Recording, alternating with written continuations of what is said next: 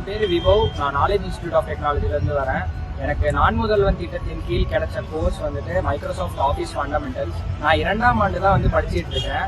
ஆனால் இந்த நான் முதல்வன் திட்டத்தின் கீழ் இந்த 2ஆம் ஆண்டே இன்டர்ன்ஷிப், ஸ்டார்ட் அப் ஐடியாஸ் எல்லாமே எனக்கு ஒரு அளவுக்கு தெரிஞ்சிருச்சு.